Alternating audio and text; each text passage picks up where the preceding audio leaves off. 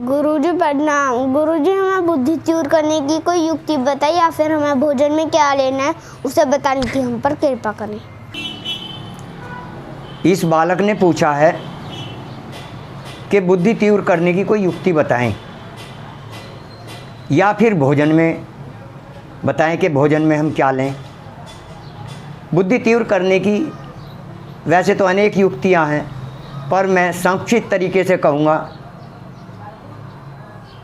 Number 1, बालक को या बड़े को या माता बहन को सीधे बैठना चाहिए, कमर सीधी, गर्दन सीधी। जो बालक या बड़ा सीधा बैठता है उससे पूछने की आवश्यकता नहीं है, समझ लो ये तीव्र बुद्धि का बालक है।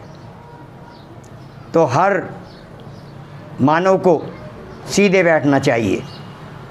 फिर एक ये है, ये भी पॉइंट बुद्धि तेज करने का है। ये ऐसे दबाव डालना है लगा के अंगूठे, ऐसे, ये भी तेज बुद्धि करने का है, तीव्र बुद्धि हो जाती है इससे। एक है जिस समय स्नान करते हैं, स्नान करते हुए एक मग्गे में पानी लो और ऐसे यूँ करो और एक हाथ से यहाँ ये ऐसे पानी डालते रहो और ये यहाँ ब्रह्मरंध्र होता है जहाँ शिखा होती है, जिसे चुटिया भी कहते हैं यहाँ, तो वैसे शिखा है इसका नाम। ये शिखा के यहाँ ऐसे मालिश करते रहो, ऐसे ऐसे। ये 2 बातें हुई, तो 3 हो गई।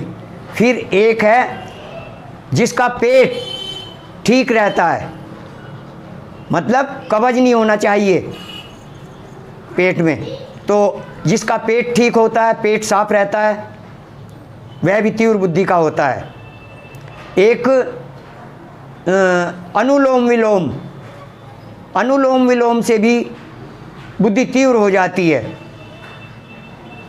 और अनुलोम विलोम में जो कुंभक करते हैं उससे जो सोई हुई नाड़ियाँ होती हैं वे भी जागृत हो जाती हैं जी।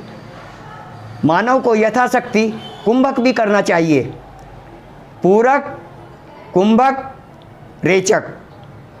तो कुंभक से जब यथाशक्ति जब कुंभक करेगा तो उससे भी जो नाड़ियाँ सुप्त अवस्था में पड़ी हैं वे जागृत हो जाती हैं। तो मैंने बताई 5 बातें। नंबर 1 सीधा बैठना, नंबर 2 पेट, नंबर 3 ये, फिर ये और अनुलोम विलोम, ये 5 बातें बताई मैंने। इसी से ही जो बच्चा इनके ऊपर या कोई बड़ा ध्यान देगा, समझ लो तीव्र बुद्धि का मानव है वो। अब भोजन में बता देते हैं। भोजन में जैसे अखरोट, बादाम, ये तीव्र बुद्धि को करने के लिए बहुत ही श्रेष्ठ हैं। इनसे तीव्र बुद्धि होती है। बादाम को सब जानते हैं, अखरोट को सब जानते हैं, और चने खाने चाहिए रात को भिगोकर। और बादाम और अखरोट रात को भिगोने चाहिए और सवेरे खाने चाहिए। कोई भी